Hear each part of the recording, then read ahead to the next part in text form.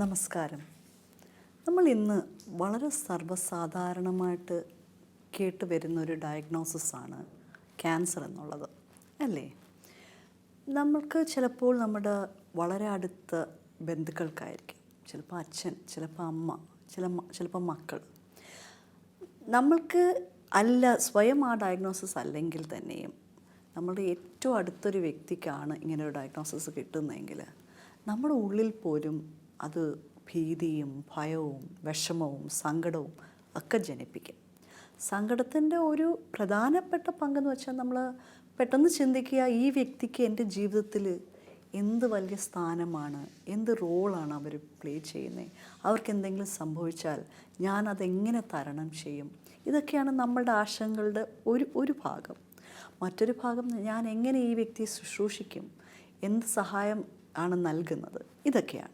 അപ്പം നമ്മൾ വളരെ ഇമ്പോർട്ടൻ്റ് ആയിട്ട് ചിന്തിക്കാൻ പോകുന്ന ഇന്നത്തെ വിഷയം എന്ന് പറഞ്ഞാൽ, എങ്ങനെയാണ് ഒരു ക്യാൻസർ ഡയഗ്നോസിസ് കിട്ടിയ ഒരു വ്യക്തിയെ നമ്മൾ ഇമോഷണലി മാനസികമായിട്ട് സപ്പോർട്ട് ചെയ്യുകയും മാനസികമായിട്ട് ബലപ്പെടുത്തുകയും ചെയ്യുന്നത്. പ്രത്യേകിച്ച് അത് നമ്മുടെ ഒരു ഉറ്റ ബന്ധുവാണെങ്കിൽ, നമ്മുടെ അച്ഛൻ അല്ലെങ്കിൽ അമ്മ അല്ലെങ്കിൽ മക്കൾ അല്ലെങ്കിൽ ക്ലോസ് ഫ്രണ്ട്, നമ്മൾ എങ്ങനെയാണ് ഇവരെ സപ്പോർട്ട് ചെയ്യേണ്ടത്. കാരണം ഇന്ന് കേരളത്തിൽ ക്യാൻസർ ട്രീറ്റ്മെൻറ്റിൽ ഏറ്റവും വലിയ അഭാവം വരുന്ന ഭാഗമെന്ന് പറയുന്നത് ഇമോഷണൽ സപ്പോർട്ടിലാണ്. അപ്പം ഈ ഇമോഷണൽ സപ്പോർട്ട് പ്രധാനമായിട്ട് കൂടെ അടുത്ത് ഉള്ള വ്യക്തികളാണ് നൽകേണ്ടത്. ആദ്യത്തെ കാര്യം എന്ന് പറഞ്ഞാൽ, ഈ ഡയഗ്നോസിസ് കിട്ടിയ വ്യക്തി ഒരു ക്യാൻസർ രോഗിയെന്ന് നമുക്ക് വേണമെങ്കിൽ വിളിക്കാം. അങ്ങനെ വിളിക്കുന്നതിൽ എനിക്ക് വലിയ താല്പര്യമില്ല. കാരണം ഒരു രോഗമല്ല ഒരു വ്യക്തിയെ ഐഡൻറ്റിഫൈ ചെയ്യേണ്ടത്. പക്ഷേ ഒരു ക്യാൻസർ എന്നൊരു ഡയഗ്നോസിസ് കിട്ടിയിരിക്കുന്ന വ്യക്തിയുടെ ഏറ്റവും അടുത്ത വ്യക്തികൾ എങ്ങനെ പെരുമാറണം. നമ്പർ 1 എന്ന് പറയുന്നത്, അവരിൽ ഭീതി ഉളവാക്കുന്ന രീതിയിൽ നമ്മൾ പെരുമാറരുത്. നമ്മളുടെ ഭയാശങ്കകൾ നമ്മൾ അവരുടെ മേൽ ചാർത്തരുത്. We should be very supportive. Okay, so ഒന്നാമത്തെ കാര്യം, അവരിൽ ഭീതി ജനിപ്പിക്കുന്ന രീതിയിൽ നമ്മൾ പെരുമാറാത്തത്. രണ്ടാമത്തെ കാര്യം എന്ന് പറഞ്ഞാൽ, അവർക്ക് വളരെ പോസിറ്റീവ് എനർജി പകർന്നു നൽകുന്ന ഒരു കോട്ടയായിട്ട് മാറണം നമ്മൾ. That is the most important thing.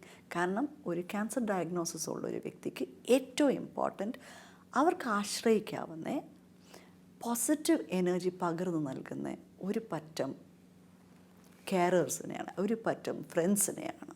Okay, മൂന്നാമത്തെ കാര്യം എന്ന് പറയുന്നത്, നമ്മൾ രോഗി പറയുന്നത് ശ്രവിക്കാൻ സന്നദ്ധത കാണിക്കണം. ചിലപ്പോൾ രോഗി നമ്മളുടെ അടുത്ത്, ആ പേഷ്യൻ്റ് നമ്മളുടെ അടുത്ത് പറയുകയായിരിക്കും, okay I am feeling too depressed, ഭയങ്കര ഭയാശങ്കകളായിരിക്കും, അല്ലെങ്കിൽ സങ്കടമായിരിക്കും, വിഷമങ്ങളായിരിക്കും, ചിലപ്പോൾ ഒന്നുമില്ലാത്ത കാര്യങ്ങൾക്കായിരിക്കാം. പക്ഷേ അതൊന്നുമില്ല എന്ന് പറയുന്നതിന് പകരം ക്ഷമയോടെ ആ വ്യക്തി പറയുന്നത് കേൾക്കാനുള്ള സന്മനസ്സ് നമ്മൾ കാണിക്കണം. കാരണം you have to validate what they feel. അവരനുഭവിക്കുന്ന വിഷമങ്ങളും വേദനകളും പ്രയാസങ്ങളും ആശങ്കകളും അവർക്കൊന്ന് പങ്കുവെക്കണം, അത്രയേ ഉള്ളൂ. ആ പങ്കുവെക്കൽ നമ്മൾ നന്നായിട്ട് കേൾക്കാൻ നമ്മൾ പ്രിപ്പയർഡ് ആയിരിക്കണം. We should be able to listen. സപ്പോർട്ടീവായിട്ട് നമ്മൾ ലിസൺ ചെയ്യണം, നമ്മൾ കേൾക്കണം. അവരെ വിധിക്കാനോ അവർ പറയുന്നതിൽ വാലിഡേറ്റ് ചെയ്യാതെ അത് തേച്ച് മായ്ച്ച് കളയുന്ന രീതിയിൽ നമ്മൾ സംസാരിക്കുവാനോ പാടില്ല. പിന്നെ നമ്മൾക്ക് ഒരു കാര്യം കണ്ടുവരുന്നതെന്ന് വെച്ചാൽ, ഇപ്പം ഒരു പേഷ്യൻ്റ് അല്ലെങ്കിൽ ഒരു വ്യക്തി ഒരു കാര്യം ഷെയർ ചെയ്യാൻ തുടങ്ങുന്നു, ഉടനെ നമ്മളുടെ അനുഭവത്തിൽ അങ്ങ് തുടങ്ങുന്നു. എനിക്ക് പണ്ട് അങ്ങനെ ഉണ്ടായിരുന്നപ്പോൾ, അല്ലെങ്കിൽ എനിക്കിങ്ങനെ ഒരു സംഭവം, അല്ലെങ്കിൽ നിങ്ങളുടെ ഡയഗ്നോസിസിൽ എൻ്റെ പ്രശ്നങ്ങളും പ്രയാസങ്ങളും നമ്മൾ അങ്ങോട്ട് അടിച്ചേൽപ്പിക്കുന്നു. അപ്പം പറയാൻ വന്ന വ്യക്തികൾ ആ ഭാരം കുറയ്ക്കുന്നതിന് പകരം നമ്മുടെ ഭാരവും കൂടെ ചുമന്നുകൊണ്ടായിരിക്കും ചിലപ്പം പോകുന്നത്. അതുണ്ടാവാൻ പാടില്ല. വളരെ പേഷ്യൻ്റായിട്ട് ക്ഷമയോടെ അവർ പറയുന്നത് കേൾക്കണം. നാലാമത്തെ കാര്യം എന്ന് പറയുന്നത്, ഒരു സപ്പോർട്ട് നെറ്റ്വർക്ക്. അവരുടെ പ്രശ്നങ്ങൾക്ക് ക്രിയാത്മകമായ സൊല്യൂഷൻസ് അവരോട് ഒപ്പം നമ്മൾ കണ്ടെത്തണം. ഇപ്പം ഫൈനാൻഷ്യൽ ഇഷ്യൂസ് ആയിരിക്കാം, ചിലപ്പോൾ നമ്മൾ സാമ്പത്തികമായ പ്രശ്നങ്ങൾ, ക്യാൻസറിൻ്റെ ട്രീറ്റ്മെൻറ്റ് എങ്ങനെ നമ്മൾ ചെയ്യുന്നു, ക്രിയാത്മകമായിട്ട് അവരോടൊപ്പം ഇരുന്ന് അത് ആലോചിച്ച് ചിന്തിച്ച് പ്ലാനുകൾ ഉണ്ടാക്കാൻ നമ്മളെ കൊണ്ട് സാധിക്കണം. അല്ലെങ്കിൽ നമുക്ക് കൂടുതൽ ആൾക്കാരുടെ സഹായം വേണമെങ്കിൽ അത് നമ്മൾ തിരഞ്ഞെടുക്കണം. അല്ലെങ്കിൽ വളരെ പ്രാക്ടിക്കൽ ഇഷ്യൂസ് ആയിരിക്കും, എങ്ങനെയാണ് അവിടെ വരെ എത്തുന്നത്, തിരിച്ചു വരുന്നത്, ട്രാൻസ്പോർട്ടുമായിട്ട് ബന്ധപ്പെട്ട കാര്യങ്ങളായിരിക്കും. അല്ലെങ്കിൽ കുഞ്ഞുങ്ങളെ പറ്റി അവരെ പറ്റിയുള്ള ആശങ്കകളായിരിക്കണം. അപ്പം എന്തൊക്കെ പ്രോബ്ലംസ് ഉണ്ടാകുന്നുണ്ടോ അതെല്ലാം നന്നായിട്ട് ശ്രവിച്ചതിന് ശേഷം അവരോടൊപ്പം ഇരുന്ന് സപ്പോർട്ടീവായിട്ടുള്ള പ്ലാൻസ് ഉണ്ടാക്കാനായിട്ട് അവരെ സഹായിക്കുക.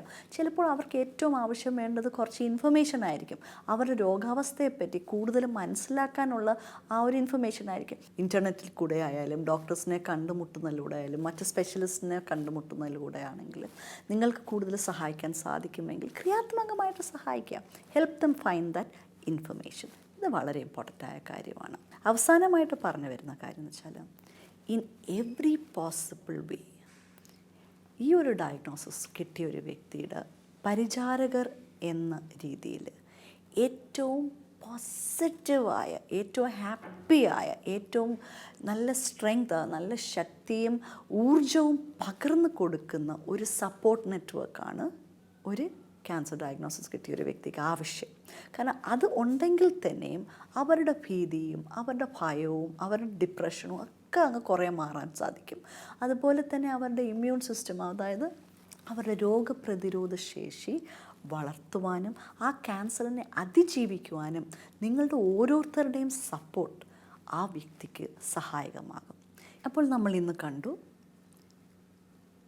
ക്യാൻസർ എന്നൊരു ഡയഗ്നോസിസ് നമ്മുടെ ഉറ്റ ബന്ധുവായിരിക്കാം, മിത്രമായിരിക്കാം, അവർക്കൊരു വന്നു ചേർന്നിട്ടുണ്ടെങ്കിൽ എങ്ങനെയാണ് ഒരു നല്ല രീതിയിൽ അവർക്ക് ആ സപ്പോർട്ട് ഓഫർ ചെയ്യുന്നതിനെ പറ്റി നമ്മൾ കണ്ടു അല്ലേ. ഒന്നാമതായിട്ട് നമ്മൾ അവർക്ക് ഭീതി ജനിക്കുന്ന രീതിയിൽ നമ്മൾ പെരുമാറാതിരിക്കുക. രണ്ടാമതായിട്ട് അവർക്ക് സപ്പോർട്ടീവായിട്ട് ഒരു പോസിറ്റീവ് എനർജി നമ്മൾ പകർന്നു കൊടുക്കുക. മൂന്നാമതായിട്ട് അവർ പറയുന്നത് ക്ഷമയോടെ ശ്രവിക്കാനുള്ള സന്മനസ്സ് കാട്ടുക. നാലാമതായിട്ട് അവരോടൊപ്പം അവർക്ക് വേണ്ട രീതിയിലുള്ള സപ്പോർട്ട് അല്ലെങ്കിൽ പ്ലാനുകൾ ഉണ്ടാക്കാൻ, ക്രിയാത്മകമായ സൊല്യൂഷൻസ് കണ്ടെത്താനായിട്ട് അവരെ സഹായിക്കുക. ആൻഡ് ഏറ്റവും പ്രധാനമായിട്ട് നമ്മൾ എന്ത് ചെയ്താലും അവരുടെ ചുറ്റും അവർക്കൊരു താങ്ങായിട്ട്, തണലായിട്ട്, ഒരു പോസിറ്റീവ് എനർജി, ഒരു സ്ട്രോങ് പോസിറ്റീവ് എനർജി ആയിട്ട് നമ്മൾ അവരുടെ ചുറ്റിലും നിൽക്കണം. ഇത്രയും തോട്ട്സ് നിങ്ങളുമായിട്ട് ഷെയർ ചെയ്തുകൊണ്ട് ഇന്നത്തെ എപ്പിസോഡ് ഇവിടെ തീരുന്നു. നന്ദി, നമസ്കാരം.